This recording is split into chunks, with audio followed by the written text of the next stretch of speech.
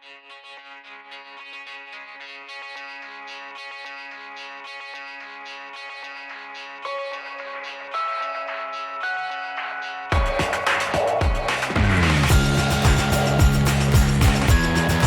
buenas tardes a todas y todos. Mil gracias por acompañarnos nuevamente en esta tercera conferencia del primer de conferencias virtuales, valga la repetición, que organiza la maestría en Historia Cultural del Centro Universitario de los Lagos de la Universidad de Guadalajara. En esta oportunidad, el doctor Cristian Luna no puede acompañarnos, pero a nombre de él, pues, les doy la más cordial de las bienvenidas a esta tercera ocasión. Tengo el gusto de presentarles además a la doctora Isaura Eugenia Sánchez Hernández, quien es licenciada en Sociología por nuestra casa de estudios, con especialización en Comunicación Social, es maestra en Comunicación y Política en la línea dinámica de campos culturales, nuevas tecnologías y medios de comunicación por la Universidad Autónoma Metropolitana Unidad Xochimilco, doctora en Ciencias Sociales en el área de Comunicación y Política por la misma casa de estudios. Es miembro fundador del Laboratorio de Estudios sobre Violencia, adscrito al Departamento de Sociología del CUCH de la Universidad de Guadalajara, miembro del Comité Académico y coordinadora de la línea de trabajo e investigación siglo XX-XXI del Congreso y Seminario Internacional de lo Sobrenatural de la Escuela Nacional de Antropología e Historia, integrante del Círculo de Estudios sobre Subcultura Japonesa en México, coordinado por el posgrado en Antropología Social de la misma ENA, coorganizadora del Seminario Permanente Japón y los Imaginarios Transculturales, asistente académico de la Maestría en Comunicación y Política de la Universidad Autónoma Metropolitana Unidad Xochimilco, docente en la Universidad Simón Bolívar, en la Maestría en Comunicación para la Acción Política y Visual, en la Maestría en Comunicación Visual y en la Licenciatura en Comunicación Multimedia. Los trabajos de investigación desarrollados se inscriben en el campo de la producción de la cultura digital y mediática contemporánea, principalmente en la exploración de las prácticas cotidianas de consumo, uso y apropiación de tecnologías de registro y producción audiovisual en relación con los procesos de archivación, subjetivación y memoria en contextos sociodigitales. Pues bien, es un gusto recibirla en esta oportunidad para presentarnos la conferencia Pandemia y Anormalidad, Figuraciones y Relatos en Tiempos Inciertos. Adelante, por favor. Bueno, antes que nada, agradezco mucho la invitación a este primer ciclo de conferencias virtuales. Creo que es una excelente oportunidad de, digamos, aprovechar la coyuntura, ¿no?, que estos tiempos nos imponen y, bueno, quizás en otro escenario no hubiera sido tan apremiante conectarnos de otras formas, de tratar de establecer estos vínculos, ¿no?, tan necesarios con esta urgencia. Y bueno, estamos aquí el día de hoy para reflexionar sobre algo que nos ha estado afectando, digamos, cotidianamente a todos. Ha estado cambiando nuestros ritmos, nuestras rutinas, nuestra misma experiencia, ¿no?, corporal, porque bueno, somos seres que están encarnados. Y la coyuntura global finalmente no es algo abstracto. La cuestión de hablar de procesos tanto biológicos como informáticos de viralidad, pues no es algo que sea solamente un objeto, ¿no?, de reflexión filosófica, sociológica, de las ciencias sociales, sino que es algo que nos está atravesando, ¿no? Entonces, la intención de lo que preparé para comentar el día de hoy, pues es reflexionar de qué manera esto está alterando nuestros propios ritmos, ¿no?, la forma en que experimentamos las cosas, cómo establecemos los vínculos con los demás, cómo pensamos a los demás, ¿no?, como, digamos, nuestra parte a lo mejor muy biológica, ¿no?, de asegurar esa parte de la existencia desnuda, de la subsistencia más biológica, hasta, digamos, la parte afectiva y cognitiva de, bueno, ¿quiénes son esos otros relevantes? Y por qué, digamos, en estos casos decidimos a lo mejor guardar un reposo y una reclusión en casa en previsión de un futuro que todavía es incierto, ¿no? Pero bueno, o sea, todas esas decisiones forman parte de lo que llamamos vida cotidiana, pero bueno, me gustaría abrir, digamos, la presentación. Les voy a compartir la pantalla. Espero no tener problemas técnicos. Ok.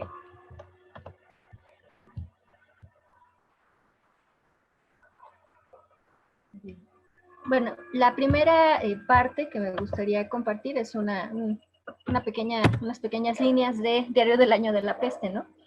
Si ustedes han tenido oportunidad de leer, digamos, esa crónica, ese relato, bueno, habrán visto las altas y las bajas en el ánimo colectivo frente a un agente patógeno, en este caso, que no era, digamos, todavía identificable con claridad, ¿no? O sea, se sabía de los medios de contagio, se tomaban ciertas precauciones, pero no había una definición puntual de qué era lo que producía el mal o el malestar, ¿no? Entonces, perdón, ¿sí se ve la presentación? No. No se ve. Voy a intentar compartirlo yo. Sí.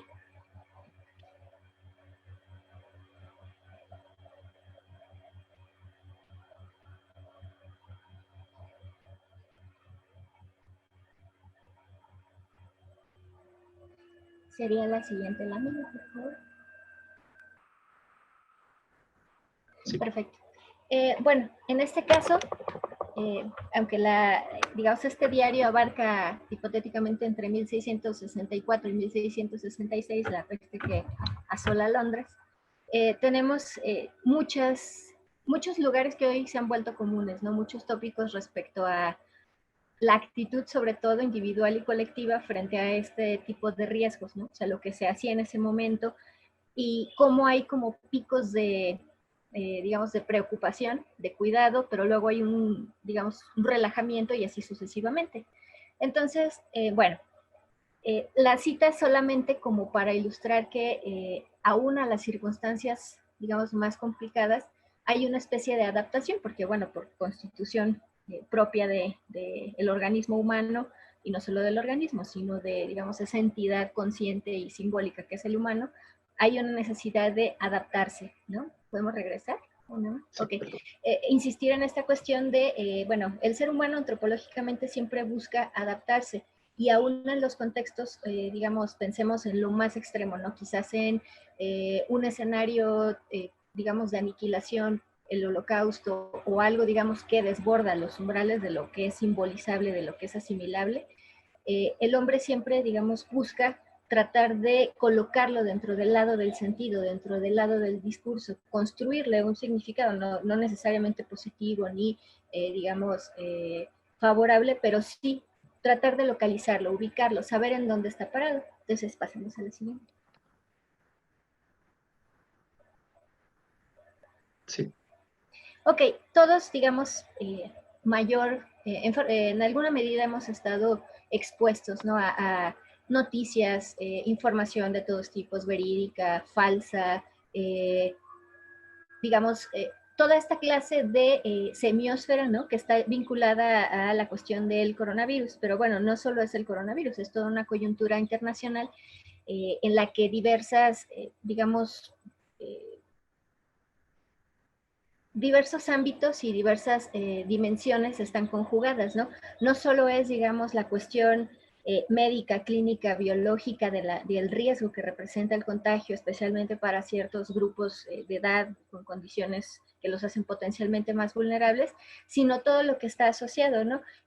Si ustedes tuvieron oportunidad de revisar la compilación de textos de esta infame de Sopa de Wuhan, bueno, me parece infame y después les diré mis razones, hay una visión igual muy temprana, podemos calificarla como de temprana y como que todavía no había dimensionado cuáles iban a ser, digamos, las posibles consecuencias.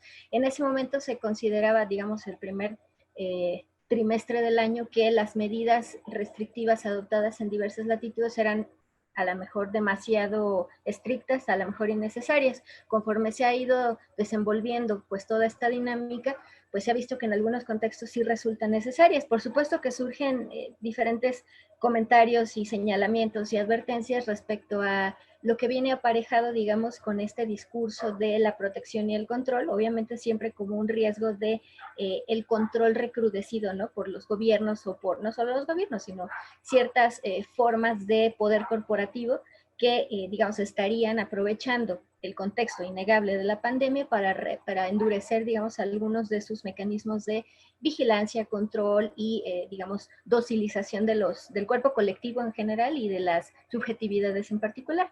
Pero bueno, algo que quería enfatizar en esto es que, digamos, el ritmo del contagio es uno, pero el ritmo de la difusión, digamos, de esta semiosfera asociada al coronavirus es distinto, ¿no? Y, digamos, va permeando en velocidades diferentes según los contextos, ¿no? Según tiene que ver, digamos, la cantidad de conexiones, de flujos de información a la que se está expuesto, ¿no? Y las herramientas que se tiene para asimilarla.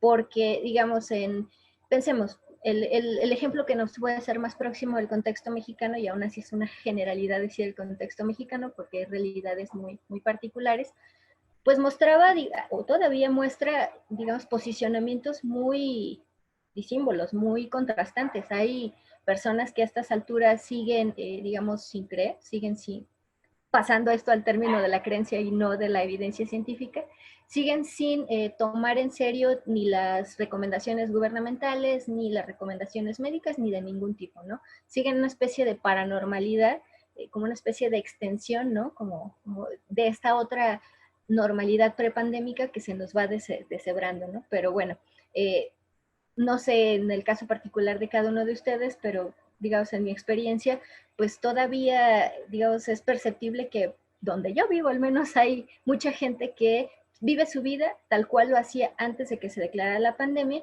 porque para ellos, digamos, no tiene una eficacia simbólica, ni el hecho de que hayan sido testigos de que ya hay personas que murieron, etcétera, porque no está incorporado. O sea, para ellos hay muchas otras explicaciones plausibles de que por qué murieron esas personas y no se incorpora, digamos, a un relato más general de, digamos, lo que está aconteciendo en esa realidad cotidiana, ¿no? Entonces, bueno, ¿qué más tendríamos que enfatizar aquí? Pues son estas velocidades y también esta distribución incluso geopolítica de los imaginarios, ¿no? En México, digamos, quizás todavía, a pesar de que se sabe que hay vuelos en cuestión de horas para, digamos, llegar de un continente al otro, que hay flujos constantes de mercancías, que hay intercambios comerciales, económicos, etcétera, permanentes, sigue, digamos, operando o se activa en algún momento un imaginario de la exotización y la lejanía, ¿no? O sea, China es lo que está muy lejos, lo que es incomprensible, lo que es no solo exótico en el sentido positivo, sino lo que puede en algún momento resultar amenazante, ¿no? O sea, se vuelve como la construcción de ese enemigo simbólico inespecífico, ¿no? Una amenaza más que un enemigo en este caso. Entonces, bueno, digamos, considerando este panorama, la vida, digamos que en los primeros 3 meses del año, al menos en México, siguió su curso, ¿no? Siguieron las rutinas. Digamos que por eso va a ser importante ahora que abordemos el tema de normalidad más adelante, es, perdón, perdón.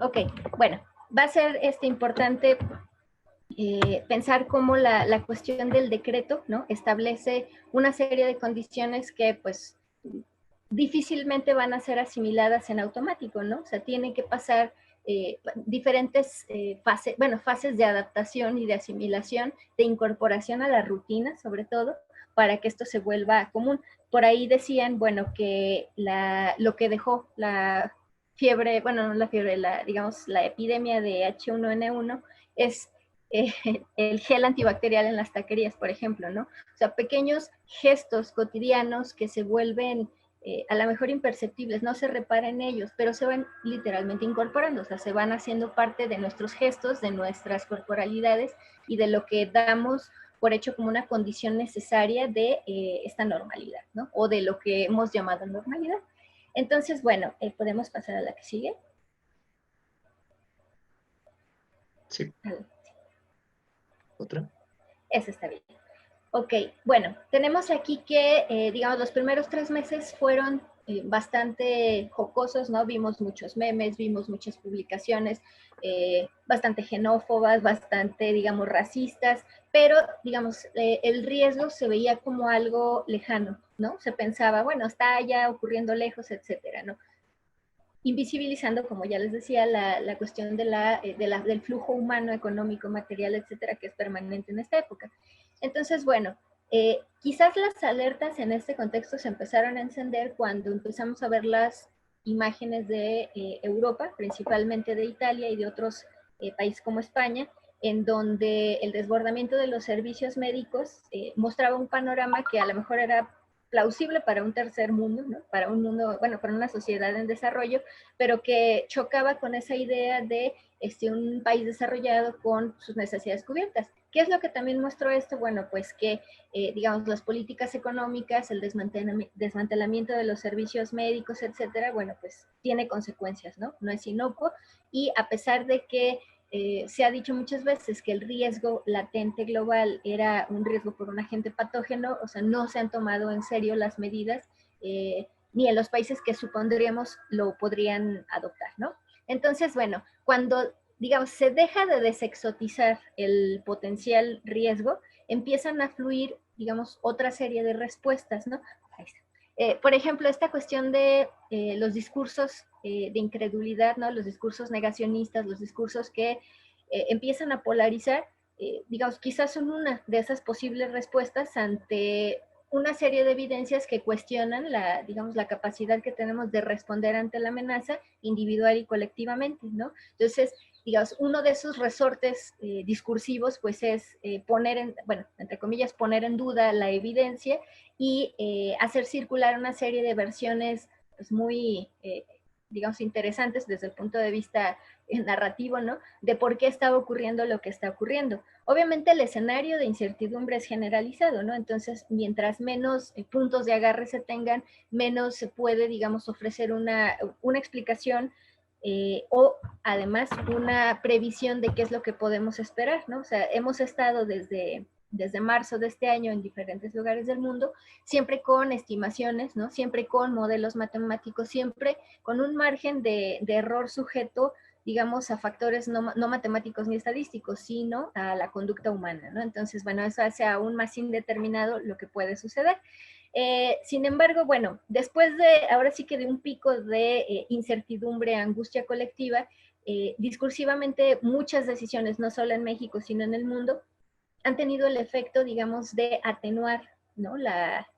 Digamos, el estado de alerta que se tenía.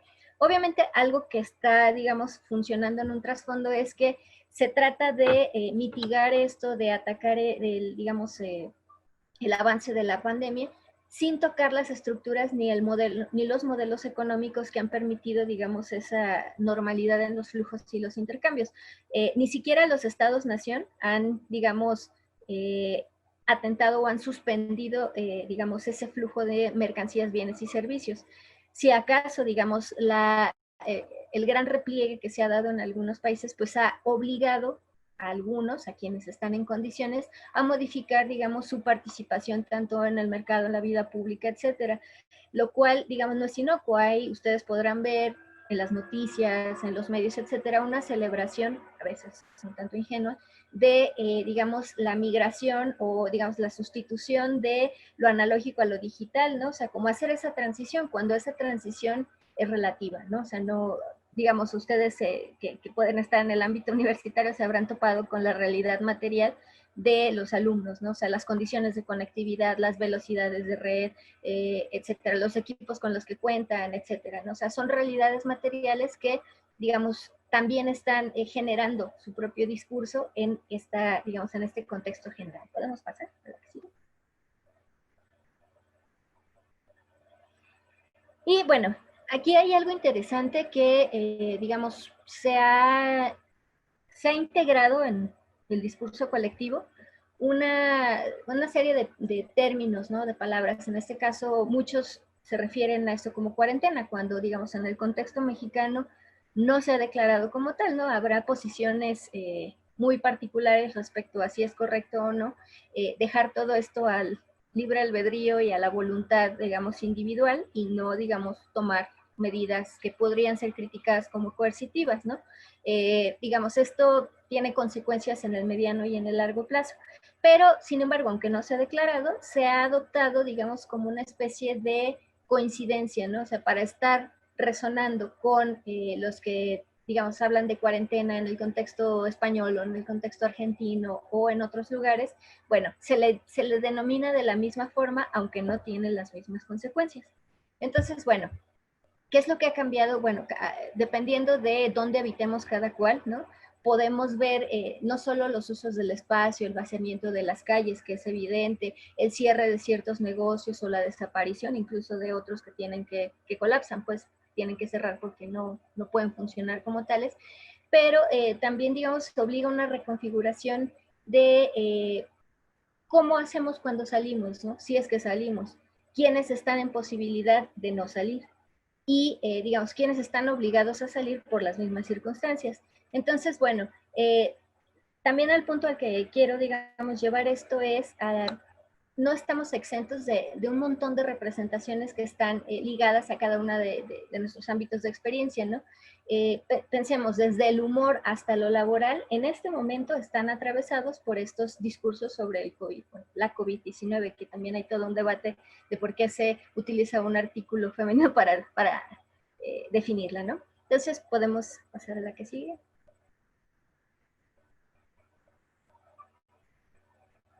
Ok, bueno, estos serían como ejemplos muy generales, ¿no? De lo que hemos estado viendo los últimos meses. Y bueno, en cada uno de estos objetos visuales podría representar un campo particular de análisis, ¿no? O sea, podemos ver un deslizamiento entre, digamos, lo que era el objeto del chiste dentro de los memes al principio de la pandemia, en algún momento álgido, en este momento que sigue siendo álgido, pero discursivamente según las autoridades ya no, etcétera, ¿no? O cómo han proliferado, digamos, también en un movimiento de adaptación, charlas, seminarios, nuestro evento incluso, ¿no? Como, digamos, una forma de participación, ¿no? De ser parte de la historia, ¿no? O sea, en ese caso, digamos, desmitificando la historia como algo ajeno que ocurre al margen de los sujetos, no, estamos atravesados por la experiencia misma de la historia, ¿no? Digamos, el día a día y cada una de las prácticas, rutinas, decisiones que se toman van a, en algún momento, ser recogidas por la historia, a lo mejor con mayúscula, o digamos los relatos que van a contener esa narración de las experiencias propias de cada sujeto, ¿no? Entonces, bueno, tenemos que estamos rodeados, ¿no? Estamos inmersos en este discurso, pero también en el, digamos, que a su vez se puede subdividir en tantos otros, ¿no? Se puede encontrar una beta, digamos, de la parte política que está siempre a discusión, se puede encontrar una beta de la parte clínica o la parte médica que también se politiza, o sea, todo es, digamos, adaptable o utilizable o aprovechable para, digamos, entrar en una pugna simbólica por la definición de lo que está ocurriendo, ¿no? En este caso. Entonces, bueno, tenemos que tanto el tiempo de ocio como el tiempo de producción, que en este momento están confundidos, ¿no? No solo temporal, sino espacialmente trabajamos. Alguien decía que no solo trabajamos desde casa, sino que ahora vivimos en el trabajo, ¿no? Entonces, es una nueva realidad, es una, entre comillas, una nueva realidad frente a la cual no solo tendríamos que, entre comillas, adaptarnos, sino no solo nos queda adaptarnos, nos queda también cuestionar, digamos, resistir, nos cuesta, nos impele también a buscar estrategias para no aceptar simplemente que el estado de cosas así es. Ahorita vamos a ver con esta cuestión de la normalización. Entonces, bueno, podemos pasar a la que sigue.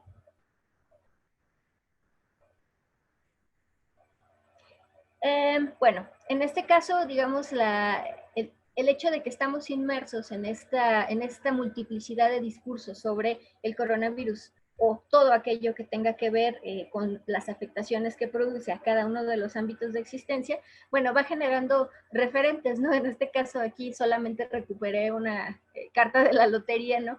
De cuáles han sido, digamos, los objetos que se han vuelto icónicos, que han definido la normalidad, bueno, no la normalidad, lo habitual de nuestras vidas o nuestras existencias, ¿no? En este caso, bueno, no solo son las disposiciones oficiales respecto al uso de los cubrebocas en los espacios públicos, sino cómo se incorpora como una necesidad, ¿no? En este sentido de, digamos, se experimenta o no angustia de no traerlo, ¿no? O al revés, de traerlo y no podérselo quitar. O sea, hay toda una experiencia nueva del cuerpo adaptándose a algo que no sabemos si va a ser permanente, ¿no? O no sabemos por cuánto tiempo. Entonces, esa expectativa de futuridad no determinada, bueno, digamos, tenemos que retomar esta parte de la adaptabilidad del ser humano y decir, el ser humano por necesidad puede sobrevivir, ¿no? Si tiene intacta esa parte biológica orgánica que también es pasada por el filtro cultural que le permite sortear las circunstancias, ¿no?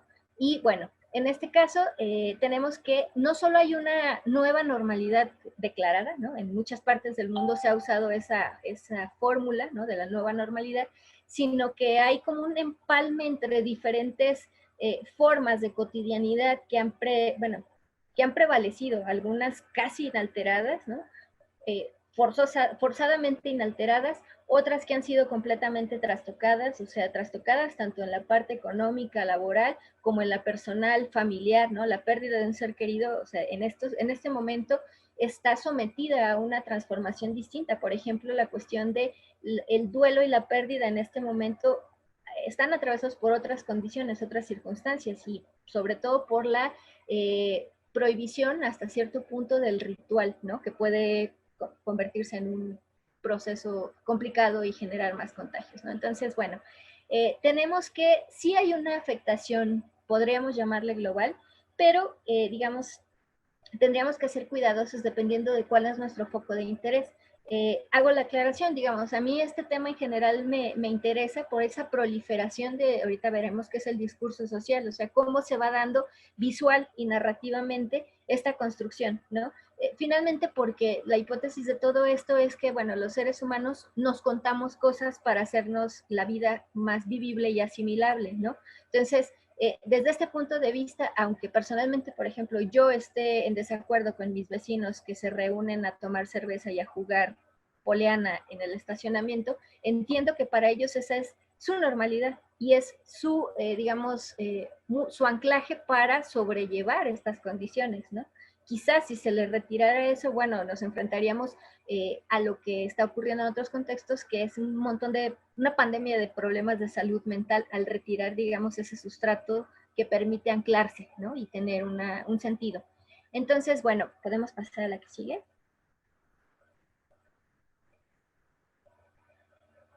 ¿Sí?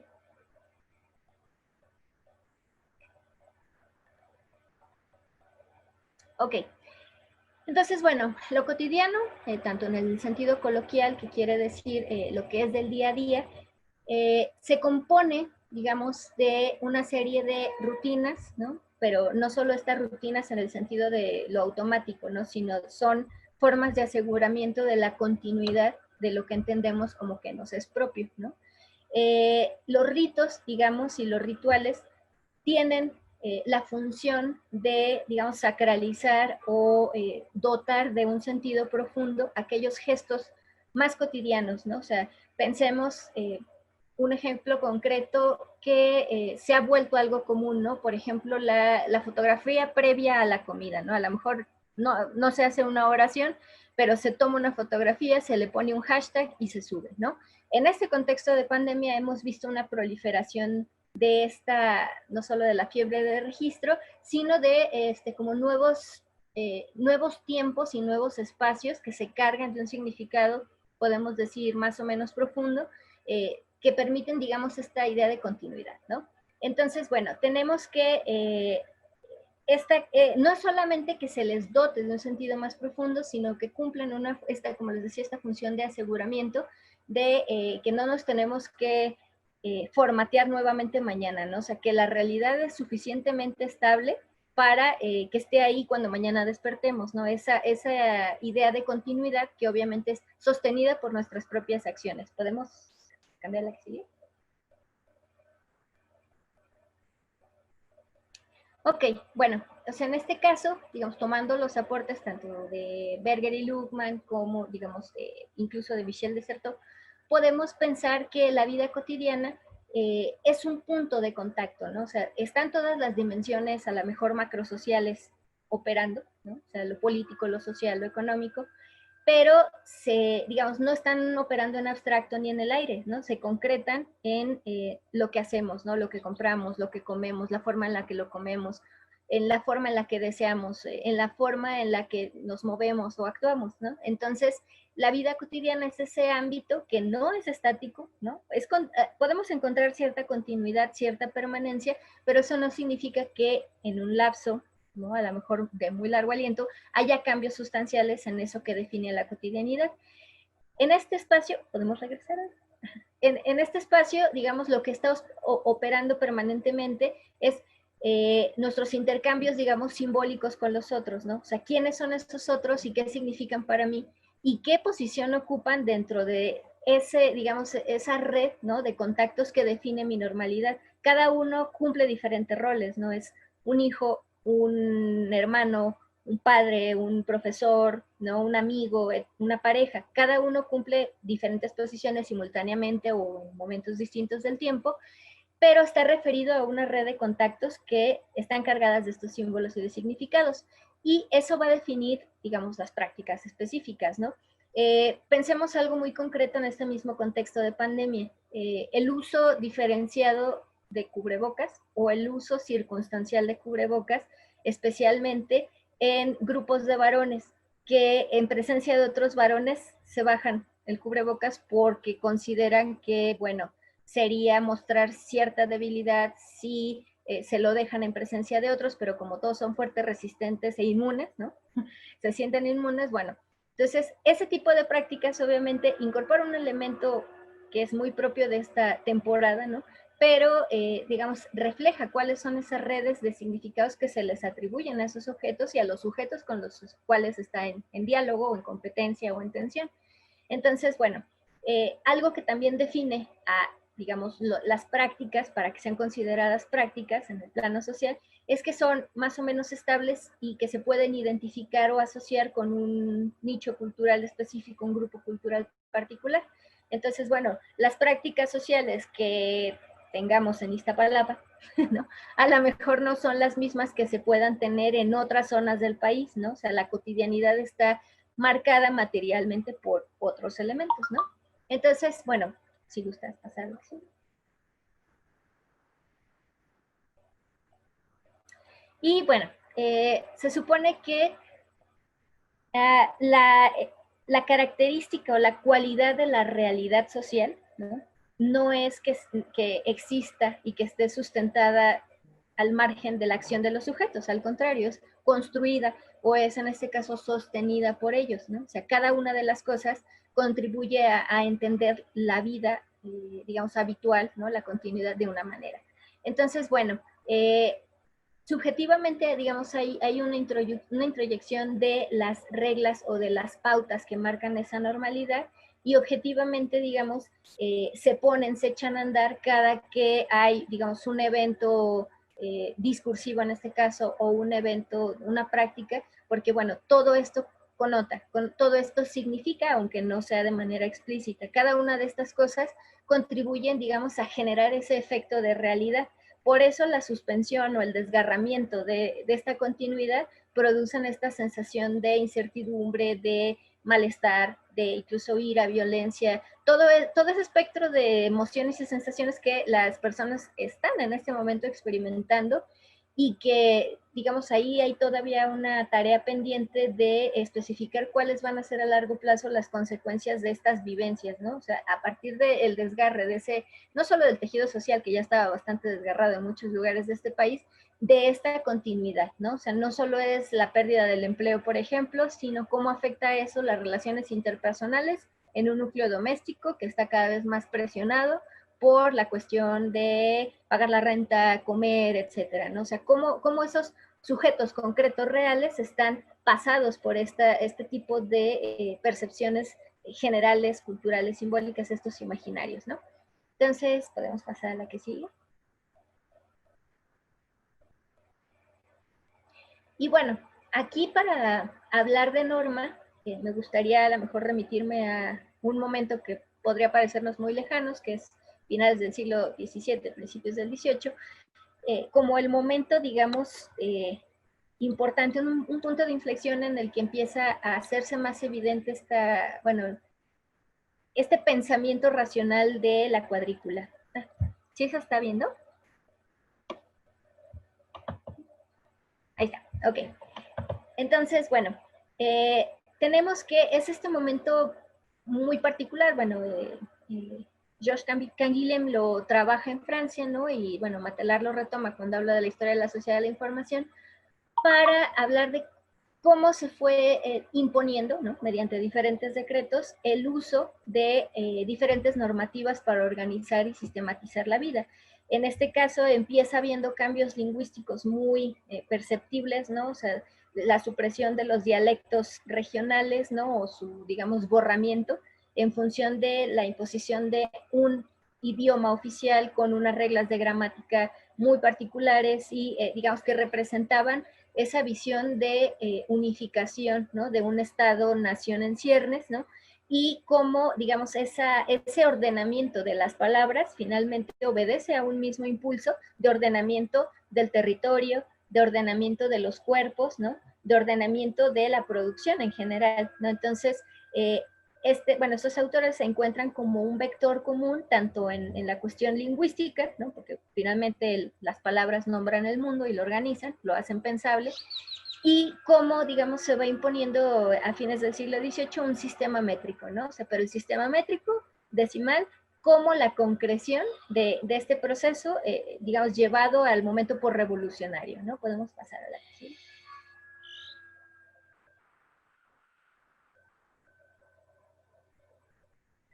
Bueno, tenemos aquí unas ilustraciones de los sistemas de pesos y medidas y cómo se planeaba con esto terminar con el caos regional, ¿no?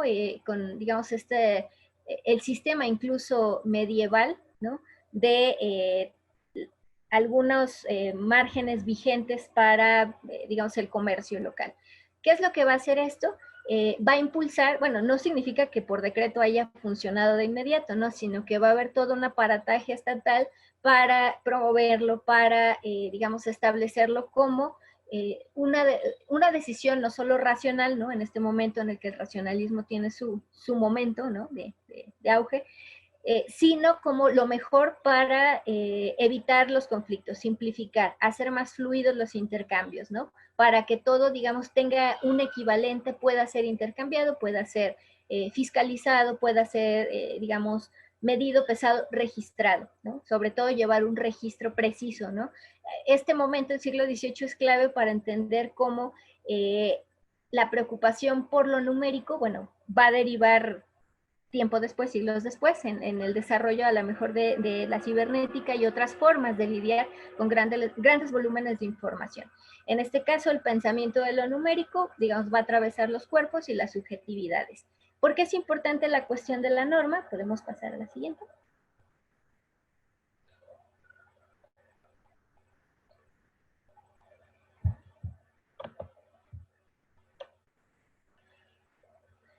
Ok. Bueno, aquí tenemos, digamos, a la diosa razón y, digamos, el espíritu revolucionario, ¿no? de la Revolución Francesa, en donde esta metáfora numérica, digamos, se encuentra una materialización en la idea de la nivelación de los ciudadanos, que ahí podemos tener objeciones respecto a su concepción de ciudadanía, pero bueno, existía, digamos, esta promesa de, digamos, la nivelación y la optimización. Otro momento donde se va a ver esta cuestión del pensamiento de la retícula y el pensamiento del número y la matemática va a ser en la organización o la reorganización de las ciudades, concretamente París, cómo va a ser, digamos, de una villa medieval a una ciudad con trazos rectos, ¿no? Que siguen o atienden a esta lógica de la optimización, ¿no? Entonces, en esta época, ¿podemos ver la que sigue? Por lo menos en la exploración que hace el mismo Foucault, va a encontrar que, digamos, la norma social, digamos, es aquella que desde un poder se emite, ¿no? Se impone y establece lo que va a considerarse aprobado o no aprobado, ¿no? No es que sea mágico, ¿no? Sino, digamos, el lenguaje tiene una cualidad que es la performatividad, esto es, si una persona autorizada emite un mensaje o nombra, o por ejemplo, el casamiento no lo puede proferir cualquier persona, no, es un sujeto autorizado investido por un poder simbólico, que tiene efectos sobre la vida y digamos, la materialidad de la existencia, ¿no? Eso es la performatividad, tiene efectos reales en el plano real. Eso, digamos, es la forma en la que opera o ha operado, digamos, en diferentes momentos la norma social. ¿Qué va a ocurrir? Como vimos, no solo era el sistema de la gramática francesa, el sistema de pesas y medidas, sino, digamos, la organización de todo el espacio bajo esta lógica un tanto militar, ¿no? Hasta cierto punto, y de control estatal. Pensemos que es el siglo XVIII cuando surge el término estadística como la ciencia del control, la gestión de los estados, ¿no? Había que ver de cómo estaba compuesta la población, cuántos nacían, cuántos se morían, cuántos eran reclutables para los ejércitos, cuántos caballos se tenían, cuántas vías de comunicación, etcétera. Es un periodo de la sistematización, ¿no? Y entonces, pues los individuos particulares encarnados pasan por este filtro y esta cuestión cultural de hacerse, digamos, suficientemente productivos, ¿no? Foucault lo llama, bueno, esta cuestión del cuerpo dócil, educado, ¿no? En ciertos establecimientos, ¿no? Instituciones que los van a entrenar, ¿no? Los van a codificar, no solo en cuestión de lenguaje, sino en sus cuerpos, ¿no? Es el momento en el que el mismo Foucault habla del surgimiento de la biopolítica, ¿no? O sea, como esta intersección entre el poder político y la gestión de los cuerpos. Ya no solamente se trata de dejar morir, sino hacer vivir, ¿no? Hacerlo productivamente. Entonces, también tenemos que es este momento cuando empieza a configurarse el discurso médico, ¿no? Científico, y empieza obviamente a haber una comprensión más fina y precisa de los procesos corporales, y esos procesos corporales, bueno, van a definir en el futuro, digamos, las ideas de, digamos, la salud y la enfermedad, lo normal en este sentido y lo patológico, pero lo normal como una serie de patrones y criterios establecidos por una entidad autorizada, ¿no? Podemos darlo así.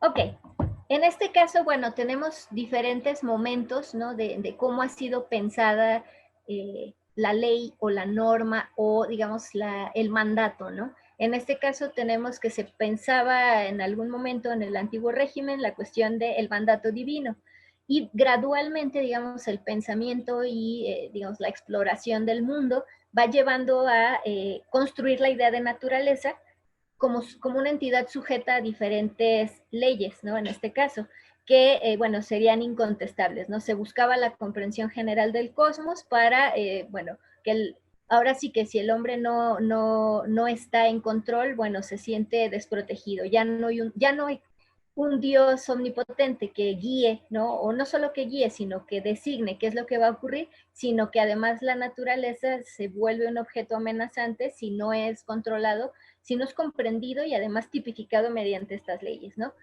¿Qué va a pasar? Bueno, que se suele todavía hasta hoy confundir la historicidad de una norma social que obviamente tiene un momento de arranque con, digamos, la naturalidad de una norma, ¿no? O sea, solemos, incluso en el lenguaje cotidiano, usar la palabra normalidad, que proviene, es un préstamo, digamos, del lenguaje estadístico, que es la posibilidad de que encontremos, digamos, un acontecer en estos parámetros, ¿no? O sea, la mayoría de los casos se concentran en el pico de la curva, ¿no? Ahorita que estamos tan familiarizados con las curvas, la mayoría de los casos ocurren en este rango y los que están en las orillas, bueno, son menos probables, por lo tanto salen de esta cuestión normal, ¿no? Entonces, tenemos que la cuestión de la normalidad es cuestión de parámetros, pero aquí viene la pregunta, ¿quién define esos parámetros y bajo qué condiciones, ¿no? Entonces, bueno, el sentido común, insistimos, pierde de vista que la normalidad es, digamos, una definición histórica y por lo tanto es transformable y es, digamos, adaptable a las circunstancias, ¿no? Entonces no hay, digamos, algo inexorable, que es también, digamos, de repente el pensamiento que vuelve en tiempos de desesperación, ¿no? Que no hay nada que hacer o que hay un designio, digamos, ajeno a la voluntad humana que, digamos, va a definir el curso de los acontecimientos, ¿no? Entonces, bueno, podemos pasar a la que sigue. Ok, una duda, perdón, doctor David. Sí. ¿Cuánto tiempo me queda? Tenemos como 15 minutos. Uy, ok, entonces voy acotando. Bien, entonces, algo que me gustaría, digamos, mantener, ¿no? Como una idea frecuente es tanto la idea de normalidad como la cuestión del discurso social, ¿no? Entonces, tenemos que, para autores como Foucault, lo decible y lo pensable obviamente son históricos, ¿no? O sea, si no tenemos los elementos que nos permitan interpretar lo que tenemos enfrente, podemos a lo mejor nombrarlo con lo que le antecede, ¿no? Con lo que nos es más familiar y tardará en gestionarse un nuevo nombre para eso que tenemos enfrente, ¿no? Pero son procesos con sus propios ritmos, son procesos que no son inmediatos y no ocurren por decreto, ¿no? Entonces, bueno, tenemos que lo que se dice o lo que se muestra depende de estas condiciones de posibilidad. Entonces podemos seguir a la... ¿Sí? Pasarla. Ok. Otro autor belga, Martin Genot, tiene una perspectiva bastante interesante acerca de cómo se construye este discurso social, ¿no? Él hace o se interesa por trabajar el discurso, hace cortes transversales y ver todo lo que se decía en un momento histórico, ¿no? Como una especie de corte, ¿no? Transversal o en un corte, perdón, que muestra una fotografía de qué es lo que se está pensando en un momento de la historia. Él hace un trabajo sobre Francia, 1889, pero digamos, su modelo serviría a la mejor si lo podemos aplicar simplemente para pensar, ¿no? Para reflexionar de lo que está pasando, cómo absolutamente todos los ámbitos de la existencia están siendo afectados de alguna forma, más o menos, por los cambios que están sucediendo, ¿no? No sabemos, digamos, la intensidad de estos cambios en cada una de estas dimensiones, si van a ser duraderos o no, ¿no? Entonces, bueno, lo que él propone para digamos, definir el discurso social es no tanto los elementos particulares que podríamos identificar, como yo les ponía un meme o un cartel, un flyer, etcétera, sino las reglas que están organizando esa producción de discurso, ¿no? O sea, ¿por qué se dice lo que se dice? ¿Qué hay detrás? ¿Cuáles son las lógicas y las dinámicas que llevan a producir esos objetos visuales o discursivos particulares, ¿no? Entonces, lo que le interesa es encontrar estos sistemas genéricos. Un poco, digamos, Michel Foucault habla de esto como la cuestión genealógica, ¿no? Encontrar estas vetas a partir de las cuales se construye discurso y se construye realidad a partir de este discurso, ¿no? Entonces, bueno, podemos pasar a la que sigue.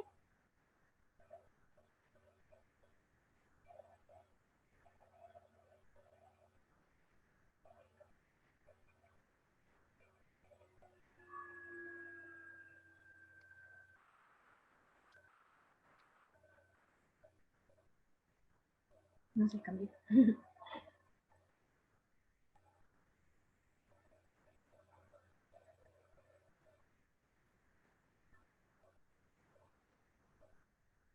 Bueno. Doctora Isaura, ¿nos escucha? Que si podía cambiar a la que sigue. Sí, adelante. Sí. Ok, bueno, entonces continuamos con esta cuestión de Angenot. Si quieres, vemos la que...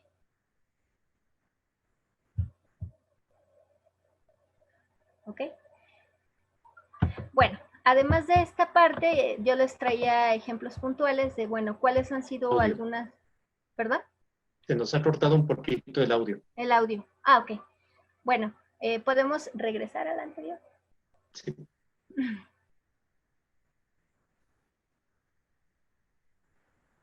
Perdón. ¿Esta? La de Marc Angenot, la que sigue. Sí.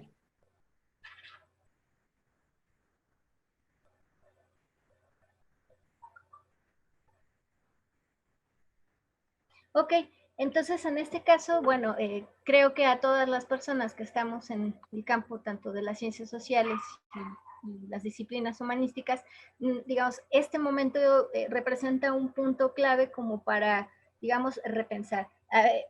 Desde la cuestión histórica, ¿no? De cómo se han vivido los milenarismos bajo otras circunstancias, a cómo otros momentos de la historia nos permiten interpretar lo que está ocurriendo, ¿no? O sea, cómo estas transformaciones drásticas, pero al mismo tiempo sutiles, van a afectar, digamos, la forma de relacionarse, la forma de moverse en el espacio, de establecer contacto con los otros, ¿no?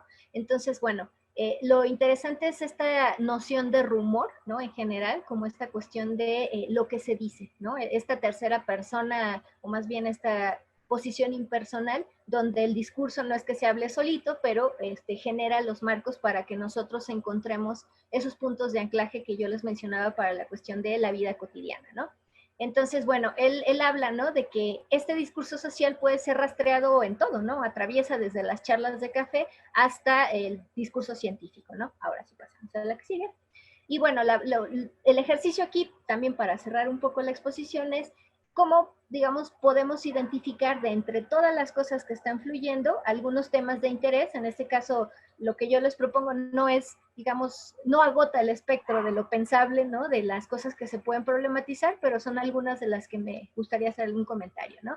En este caso, a mí me llama la atención la cuestión de la representación de algo que es inaccesible al ojo humano, salvo por intermediación de la técnica. En este caso, la microscopía, ¿no? de electrónica de barrido, que permite tener una idea de cómo se ve ese agente que está provocando todos estos cambios globales, ¿no? Y bueno, no solamente eso, eso sería como la parte, digamos, objetiva, macrosocial. Perdón. Okay. La parte, digamos, de esta representación, al mismo tiempo que hay, digamos, como una potenciación de esa otra tendencia que ya habíamos visto desde finales del siglo XX y principios y la primera década de que es esta cuestión de la visibilización de los ámbitos de la existencia, que en este caso se ha vuelto forzosa, ¿no? Entonces, bueno, pasamos a la que sigue para ver estos dos polos, ¿no? Del espectro. Pasamos.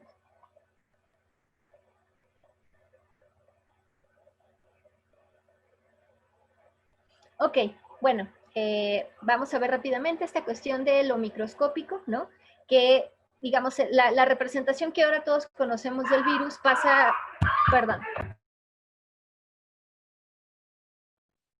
Ok, pasa por una serie de, digamos, estilizaciones, ¿no? Que van haciendo reconocible ese agente. Yo creo que si a cualquiera de nosotros hace un año nos hubieran puesto una representación digital, ¿no? Estilizada de lo que era un coronavirus, pues a lo mejor podríamos medio descifrar de qué se trataba. Ahora es parte, ¿no? Del repertorio visual, incluso de la publicidad, de todo aquello que tiene que ver con el momento, ¿no? Y bueno, también a escala macroscópica lo que ha impactado es esa representación a escala planetaria, ¿no? No es que no tuviéramos conciencia de que vivimos en un solo planeta, sino que visualmente ha estado cada vez más presente. Pero no solo eso, ¿no? O sea, esta cuestión infográfica, ¿no? A la vez más esquemática, pero que proporciona información más sistematizada, se vuelve cada vez más común para saber, ¿no? En tiempo real cómo se va expandiendo el contagio, para saber qué zonas están más afectadas. Entonces tenemos una serie de nuevos objetos visuales que definen y nos ayudan a entender o a procesar aquello que está ocurriendo, ¿no? ¿Podemos pasar a la que sigue?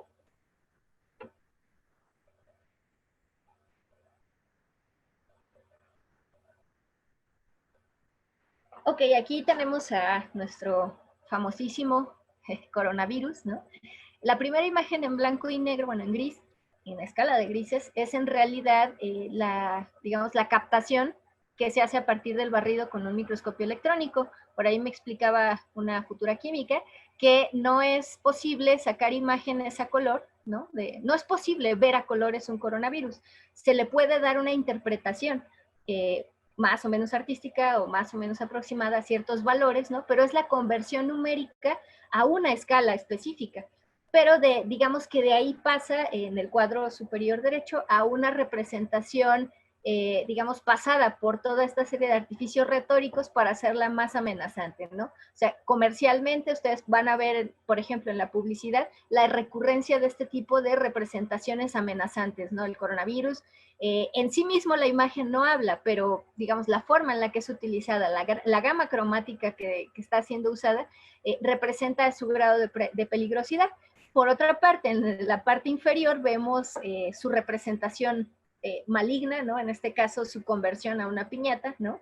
Y esto es como un ejemplo de cómo permea a los imaginarios cotidianos, ¿no? Cómo se vuelve ese representación, ya no son los 7 picos de la piñata que representan los 7 pecados capitales, sino que es digamos, son sus picos, ¿no? Del propio coronavirus, los que representan, además de ese rostro muy evidente, la maldad. Y bueno, además tenemos ahí, no solo él, sino que está ahí una piñata más, ¿no? Del subsecretario, que bueno, metáforas más, metáforas menos, ¿no? Entonces, bueno, podemos pasar a la que sigue.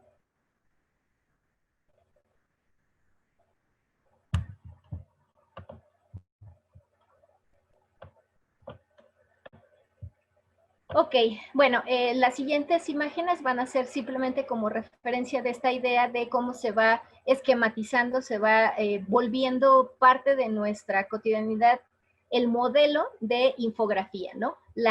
¿Por qué? Porque eso también atiende a un contexto en el que tenemos cada vez más tiempo para procesar cada vez más información y entonces nos estamos habituando a una especie de toyotismo cognitivo, ¿no? O sea, tenemos que procesar lo más posible justo para el momento y para resolver en el acto, ¿no? Algo que se nos pide.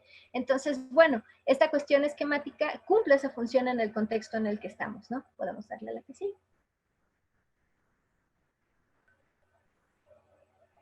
Este es otro tipo de visualizaciones, lo que hace un momento mencionaba, la cuestión de la geografía o las geografías imaginarias, tanto del riesgo como, digamos, de la amenaza geopolítica, ¿no? O sea, cómo se han ido desplazando, pero, digamos, es una visión bastante, digamos, matemática, esquemática, se supone que es en tiempo real, pero, digamos, es una abstracción completamente. Aquí podemos ver puntos rojos que son localidades completas, pero, digamos, desde este punto de vista y desde esta óptica no hay posibilidad de comprender los procesos locales, ¿no? O sea, se ve como una visión de conjunto sin óptica, pero que no nos permite ver ni siquiera, por ejemplo, el drama humano de cómo se está viviendo cada una de estas crisis locales, ¿no? Entonces, podemos pasar a la que sigue.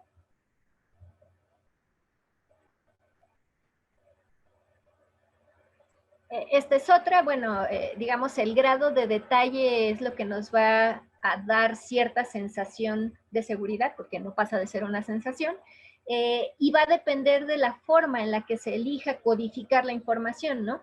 En este caso, aunque tenemos, digamos, el mismo mapa en una misma fecha, tenemos que hay, digamos, una construcción discursiva diferente con unos fines políticos particulares, ¿no? Entonces, la construcción social de lo visual y de lo real, están atravesadas por una serie de, digamos, poderes, tensiones, fuerzas que desbordan al sujeto individual o incluso a la comunidad específica y que atienden a muchas fuerzas, digamos, de orden macrosocial, pero que están ahí, ¿no? Sin embargo, digamos, la gente que consulta uno de estos mapas puede tener o no esa confirmación de que las circunstancias están mejorando o empeorando o están cambiando simplemente, ¿no? Digamos, la forma en la que los sujetos se enfrentan a esa información está atravesada o está pasada por otro tipo de filtros culturales, en este caso la misma capacidad de decodificar eso que está viendo, ¿no? De interpretarlo y asignarle un sentido específico. Podemos pasar a ¿sí?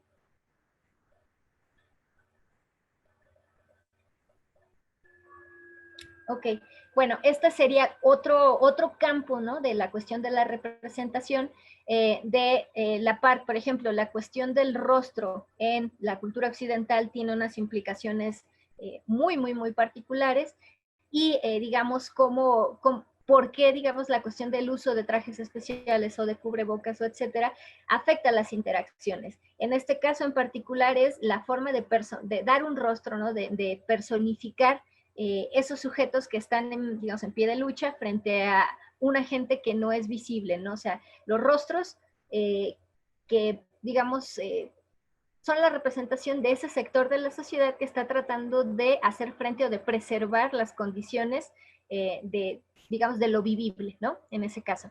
Y bueno, no incluye digamos, las imágenes funerarias, aunque creo que es otra beta de investigación, respecto a, digamos, cuáles son las representaciones tanto de la muerte como del duelo en este contexto específico, ¿no? ¿Podemos pasar a la que sigue? Y bueno, ya para la última parte, para cerrar, vamos a pasar a la que sigue. sería, digamos, hay una serie de reflexiones en general que quedan pendientes, ¿no? Como tarea, como asignación, pero que parten del cuestionamiento de lugares comunes, ¿no? El repliegue de lo doméstico, sí, pero no, no todos, no en las mismas circunstancias, ¿no? Hay, digamos, como una polarización entre los de la afuera, los de la adentro y las circunstancias que les permiten vivir a cada cual en su modo, bueno, mantener su modo de vida, ¿no? ¿De qué nos habla esto? De la desigualdad previa y las disimetrías estructurales que no hicieron sino manifestarse. No es que se hayan generado con la pandemia, sino que salieron, ¿no? Se hicieron más visibles. ¿Y qué nos obliga esto? A mirar, digamos, la distribución desigual de los riesgos, ¿no? Tanto físicos como psíquicos. Digamos, aquí está la disyuntiva entre para quienes replegarse es opcional, y a veces no lo hacen, y para quienes es inevitable, ¿no? Y tienen que salir, tienen que trabajar, tienen que sobrevivir. Digamos que aquí podemos platicar sobre esta perspectiva muy eurocéntrica respecto a la preservación de la vida, pues sí, en México sigue estando a nivel de preservación de la subsistencia más corpórea y más somática, ¿no? Y bueno, ¿qué es lo que ha ocurrido? No se suele caer en el lugar común de la poetización del cambio de las rutinas, etcétera, pero bueno, no es posible el all homing, o sea, el hacerlo todo desde casa, para la mitad de la población en México, para 2/3 de la población mundial, que sin embargo sí están expuestas a los riesgos de la pandemia propiamente hablando. ¿Qué otra cosa ha mostrado esta coyuntura? Pues la precarización, la pérdida del empleo y la vivienda en función de la adquisición o la posesión de ciertas competencias o no, ¿no? La cuestión de qué tan competente digitalmente eres o vas a quedar fuera, ¿no? Para tu negocio o para tu desempeño profesional. Podemos pasar a la que sigue.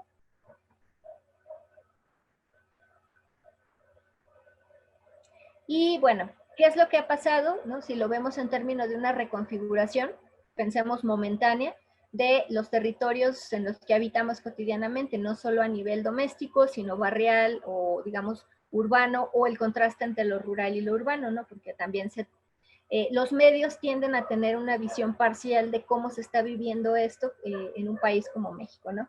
¿Qué pasa, no? Con este distanciamiento físico también está la cuestión de ahora cuáles van a ser los nuevos códigos de demostración de afecto en público y en privado, ¿no? O sea, si la distancia representa la preservación del bien común, ¿no? O del bien de terceros, la cuestión de cómo se va a reconfigurar la cuestión de lo público, lo privado y lo mismo íntimo que ya venía transformándose con esta hipervisibilidad de las rutinas y las prácticas, etcétera. Y bueno, la cuestión de la hiperexposición de los sujetos ahora convertidos en una marca propia, ¿no? O sea, el branding personal que ahora, digamos, se intersecta con las economías de la atención, ¿no?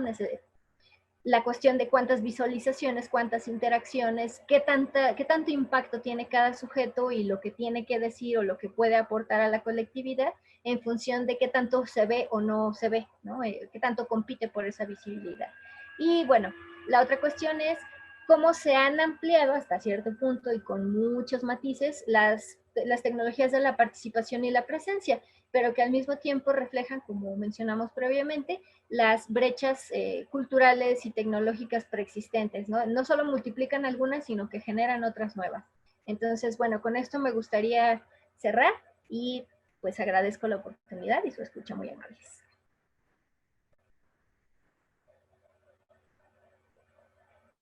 Pues bien, muchas gracias, doctora Isaura. Es un gusto siempre escuchar una participación muy bien informada, muy elaborada, y que además yo estaba pensando en aprovechar varios puntos en varias clases porque se intersectan en varias. Sí. Ya tenemos incluso una pregunta de alguien conocido, del doctor Fernando Ruiz Molina. ¿Cuál es su opinión del texto Sopa de Wuhan? Y que además es algo que había dejado pendiente. Sí, bueno, el texto obviamente hay que entender en el momento en el que surge, ¿no? O sea, es marzo, ¿no? O sea, en marzo todavía no se habían desarrollado los acontecimientos como han estado sucediendo.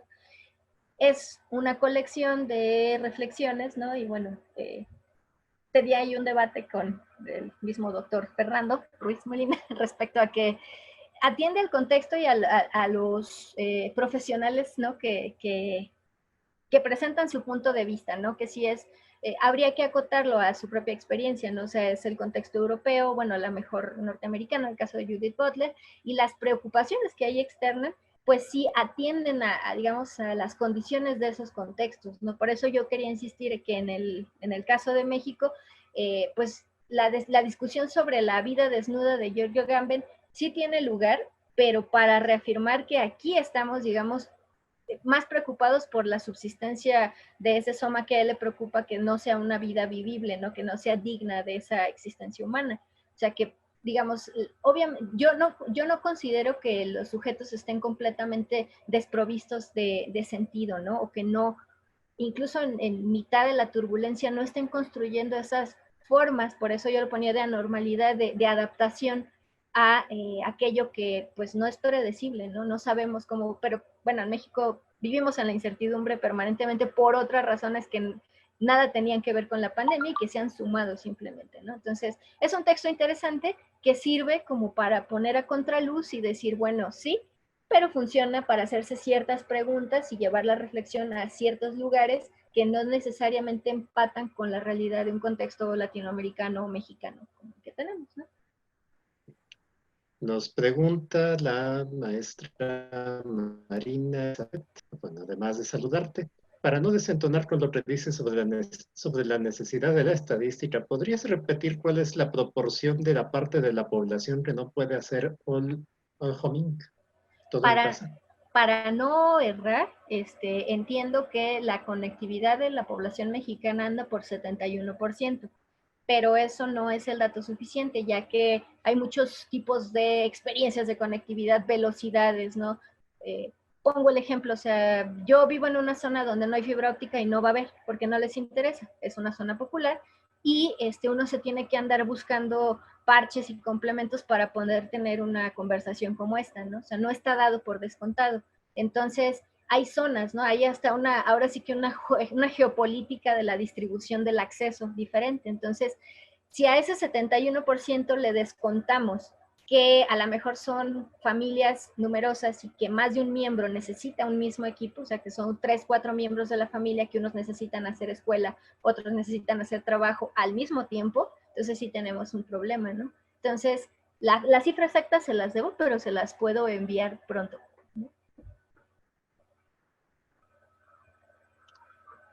Éxodo desde Mexicali de Víctor Dávalos. Ah, No sé si alguien más tenga preguntas, comentarios.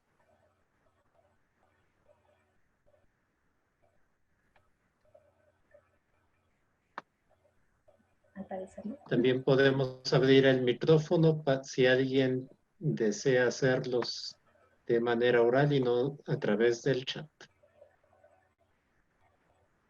Más felicitaciones de la doctora Eva Kubatsu, nuestra colega del Centro Universitario de los Lagos. Yo aprovecharé, así dice la doctora Irma Guerra, también colega nuestra. Esta situación terminará con lo que en el modernismo se señaló como el impuro amor de las ciudades. No para empezar, no podemos saber si terminará o cómo terminará o cuáles van a ser el curso de los acontecimientos. Lo que sí es que sí exige una revisión de los presupuestos en el sentido, ¿cómo se funda el espacio? ¿No? ¿Cuál es esta cuestión de la traza urbana? ¿Cuáles son las necesidades de ese ciudadano ideal que se supone habita esos espacios? Los desplazamientos, ¿no? La cuestión del transporte público, la cuestión de la presencia y los horarios, ¿no? O sea, todo esto está ahorita, digamos, en revisión por lo menos, está entrecomillado, ¿no? Y no sabemos, digamos, cuáles van a ser las consecuencias en el corto, en el mediano o en el largo plazo, desde la forma de habitar hasta la forma de desplazarse, ¿no? Vamos, en este momento ya no es posible un planner que vague por las ciudades cuando pues ni siquiera los escaparates están abiertos, ¿no? O sea, se podrán hacer, digamos, hay personas que incursionan, ¿no? Pensemos, yo en este momento no estoy retomando a lo mejor la experiencia de todos aquellos que tienen que salir y que han visto la ciudad cerrada, ¿no? O sea, ¿cuál es su vivencia de una ciudad que funciona sin ellos, ¿no? Que funciona al margen de ellos, pero no sin ellos. Entonces es como interesante, ¿no? La cuestión del espacio y la vivencia, pues sí, es un tema permanente en interrogación. Rosy Dávalos nos dice, excelente exposición. Definitivamente esta pandemia nos puso en perspectiva muchas situaciones y sobre todo un cambio de hábitos radical. Mucho que analizar y comprender. Es correcto, Gracias.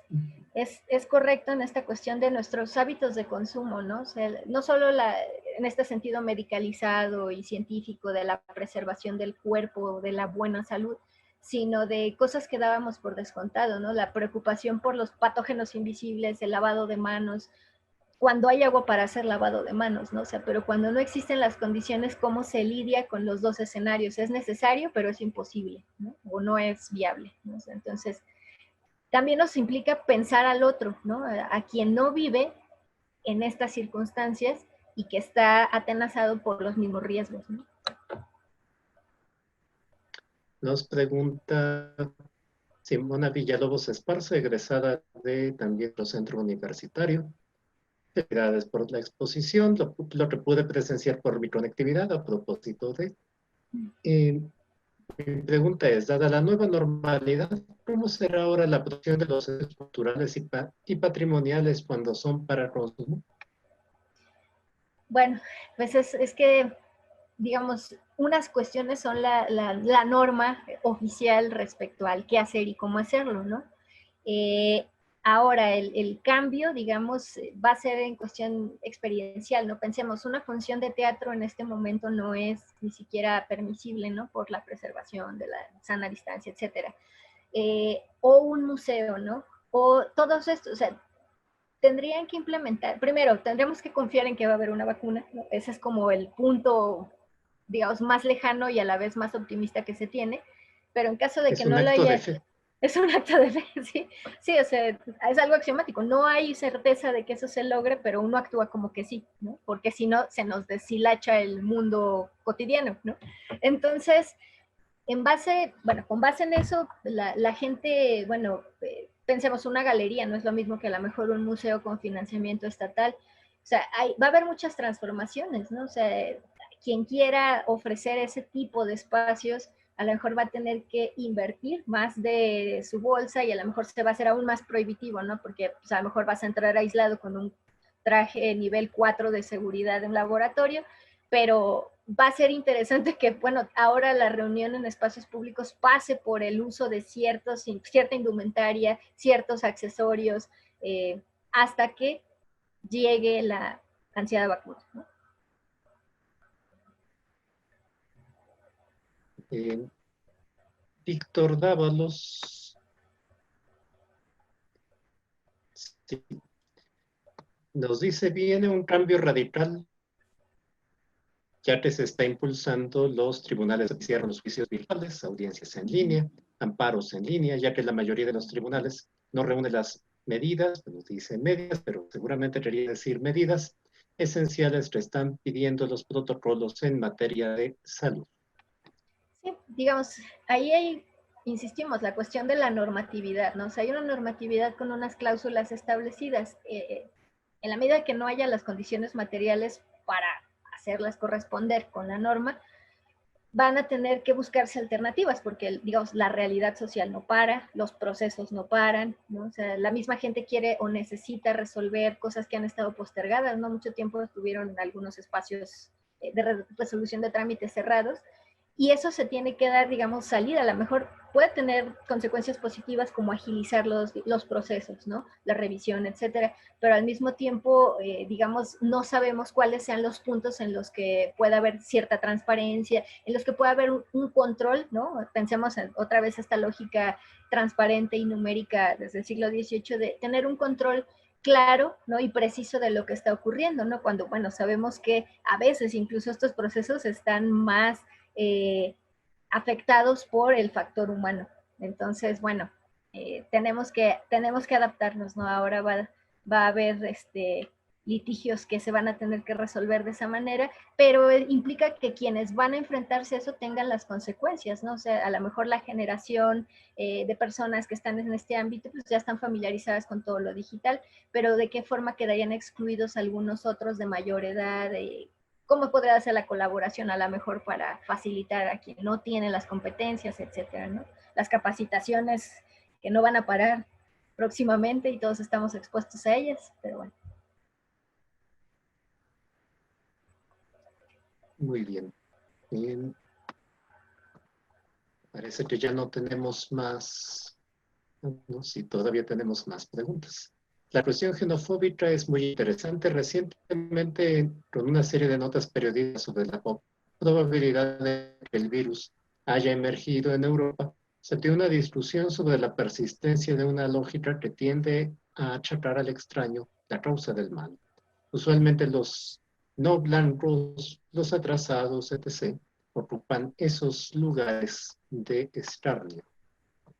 Híjole, sí, sobre el discurso del otro como amenaza, digo, antropológicamente nos podemos remitir a un momento en los que los de esta rama somos mejores que los de aquella rama, entonces pues hay que hacerles guerra para quitarles aquella rama, ¿no? Entonces, si eso lo trasladamos al contexto geopolítico global, al panorama actual, donde hay potencias que van ganando poder, visibilidad, injerencia, influencia, pues también vemos que hay una guerra mediática simbólica, ¿no? Y cada quien juega sus cartas en ese sentido, pero lo que se moviliza, digamos, es más profundo, ancestral, antiguo, ¿no? Que está ahí operando, ¿no? Es el que es distinto a mí, pues debe ser la causa de ese mal. ¿Por qué? Porque estoy proyectando a lo mejor lo que no me gusta de mí como individuo o de mi colectividad, ¿no? Entonces es buscar alguien que pague, ¿no? Tener, digamos, este chivo expiatorio que se vuelva no solo la fuente del mal, sino el motivo de cohesión para la comunidad, ¿no? En este momento de incertidumbre, pues la gente, sería difícil para mucha gente asimilar que no, el mal no viene de fuera, o sea, y tampoco podemos pensar esto en términos de bien y mal, ¿no? O sea, el virus no es ni bueno ni malo, o sea, el virus opera y ya, ¿no? Sino que es cómo culturalmente se valora o se ponderan las consecuencias que tiene en función de estos marcos de lo bueno, lo malo, lo deseable, lo no deseable, lo viable, lo no viable, ¿no? Entonces, mientras tendríamos que cambiar esas categorías respecto al bien y el mal, ¿no? Por algunas otras que fueran más potentes y descriptivas respecto a las consecuencias que tiene el virus.